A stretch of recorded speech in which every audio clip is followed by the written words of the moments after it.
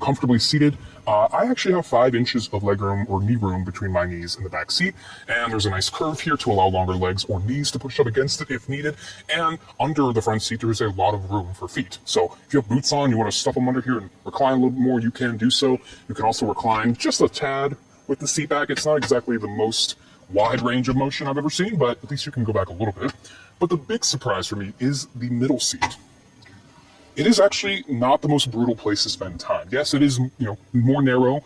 The cushions aren't as soft as these seats, but they're not quite as bad as pretty much everything else I've sat in with a middle seat like this. So, especially considering we have a hump that's not too big, it's almost like an EV back here. This is riding on the Stella large platform, which does accommodate electric vehicle platforms or powertrains, which means it is prepared to have a very, very flat floor, and this one still retains it even though we have a hybrid system. So, I can put my feet there, my knees here, and be pretty comfortable for a long haul if I wanted to. Also, in front of this seat, we have 2 air vents, 2 USB-C ports, and a household-style jack for charging large electronics. In a surprising but smart move, Jeep has decided to launch the new Cherokee with a standard hybrid powertrain. This hybrid pairs an existing 1.6-liter turbocharged 4-cylinder engine that has been doing the rounds in Europe for years with all new hybrid components, including 2 electric motors, a battery, and other electrical bits. None of that has been used on any prior Stellantis model, so we look forward to seeing how it all comes together when we get behind the wheel later this year.